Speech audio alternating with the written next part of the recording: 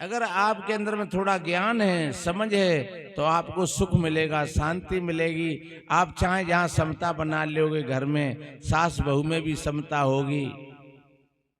आज अभी हम भोजन पाने के लिए गए उन भगत जी के यहाँ पर, क्या नाम है उनका, बनवारी लाल जी के यहाँ। बहुत बढ़िया, उनके बेटा बहू, बहुत बड़ी अच्छी समता, बड़ा अच्छा प्यार तीनों में। और सभी बहू बड़े प्यार से भोजन बनाया था, और संतों को बड़े प्यार से सबने बड़ी भावबंदगी। इसी को कहती है, जब हमारे जो गले में हार है, नहीं हार या माला है, जब वो एक धागे में पिरोई होती है तो गले की भी शोभा होती है, और वो मोती सारे के सारे अच्छे लगते हैं। और जब वो टूट जाए डोरा तो वे सब बिखर जाएंगे। तो बिखर गए तो एक, तो वो बिखर गए, और दूसरे तुम्हारे गले की शोभा बिगड़ गई। इसलिए कितना बढ़िया कहा है, रूठे सुजन मनाइए, जो रूठे सोवार, और रहीमन पुन पुन पोइए, गल मुक्ता को हार। अपने परिवार में अगर फूटे है तो परिवार के लोगों को मना लो, बढ़िया। और कभी कभी ये ध्यान रखो, अपने लोगों से हारने में ही आपकी जीत है। अपने लोगों से कभी ये मन सोच लेना कि हमारी जीत ही जाए। घर में सास बहू है, और अगर एक जने ने अपनी हार को स्वीकार कर लिया तो घर में समता बन जाएगी। भाई भाई है, एक व्यक्ति ने हार को स्वीकार कर लिया तो समता बन जाएगी। तो अपनों से हारने में ही जीत है, और अगर अपनों से जीत में लगे रहे तो आप जीत भी पाओगे नहीं, और अपना काम बिगाड़ लोगे, क्योंकि आज तक किसी की जीत नहीं हुई है। इसलिए घर में प्रेम हो, समता हो, शांति हो, घर में ही नहीं, अपने पड़ोस में, अपने समाज में, अपने मित्रों में, अपने गांव में, जहां जहां अपन जाते हैं बैठते हैं, वहां प्रेम और समता के साथ जब बैठते हैं। तो मैं एक और बात बताऊं, आपके घर में और लक्ष्मी का निवास होगा। कितना बढ़िया कहा है कि जहां सुमतिता संपत्ति नाना, जहां कुमतिता है विपत्ति निधाना। सुमति कुमति सबके युर रही, नाथ पुराण निगम यस कहीं। और कवि पत्री जी ने कितना बढ़िया कहा है, सदा शांति रहती है समता के पीछे, समता न रहती विषमता के पीछे। सदा शांति रहती है समता के पीछे, समता न रहती विषमता के पीछे।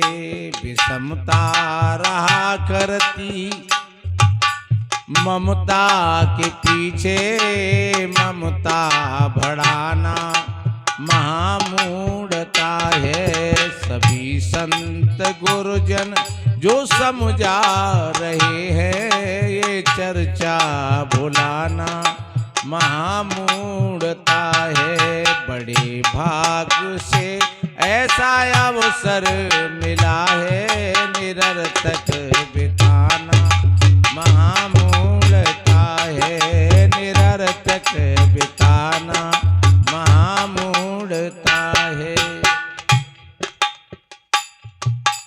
जहां रह रहे हो निकलना पड़ेगा।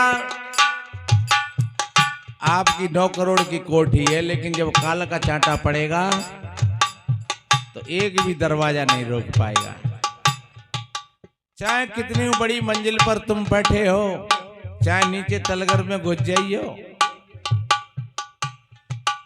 जहां रह रहे हो निकलना पड़ेगा। नहीं चाहने पर भी चलना पड़ेगा। जिस जिसे त्याग कर हाथ मलना पड़ेगा, जिसे त्याग कर हाथ मलना पड़ेगा, यहाँ मन फसाना महामूढ़ता है। सभी संत गुरुजन जो समझा रहे हैं, ये चर्चा भुलाना महामूढ़ता है। बड़े भाग्य से ऐसा अवसर मिला है, निरर्थक बिताना महामूढ़ता है। निरर्थक बिताना महामूढ़ता है, निरर्थक बिताना महामूढ़ता है। कितना बढ़िया कहा है। इसलिए मेरे बहन भाइयों, हम जीते जागृत होकर के और इन सारी चीजों से ऊपर उठ करके अपना जीवन जिए। हम सभी भाई भाई हैं, कोई छोटा नहीं है, कोई बड़ा नहीं है, और कोई ताकतवर नहीं है, और कोई अज्ञानी नहीं है, कोई मूर्ख नहीं है। आपके भीतर में सारी की सारी समता छुपी हुई है। आपके भीतर में एक बहुत बड़ा खजाना छुपा हुआ है, जिसको मीरा कहती है, पायो जी मैंने राम रतन धन पायो। तुम कंगाल कैसे हो? तुम्हारे भीतर में तो बहुत बड़ा खजाना है, जो संत कबीर साहब जी को मिला, संत श्रोमणी रविदास महाराज जी को मिला, तथागत बुद्ध को मिला, मीराबाई को मिला। और जब आप भी खोजोगे, कबीर साहब जी ने कहा है, जिन खोजाते ने पाइया। इसलिए खोज करके देखो। छोटा सा एक भजन सुनाऊं।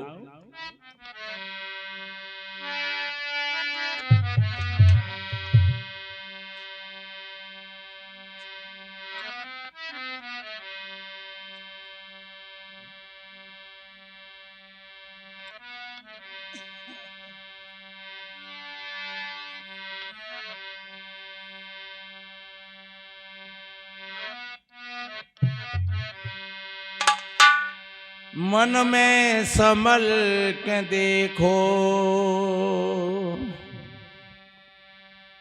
ये संभलना ही साधना है।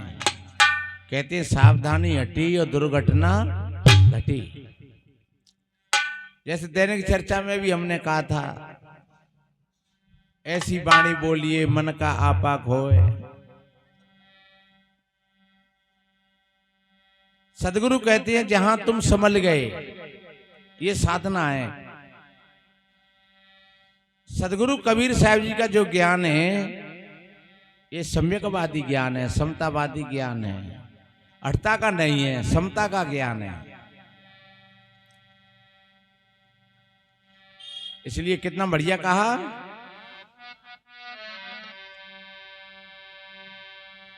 मन में संभल के देखो, दो दिन की जिंदगी है, मन में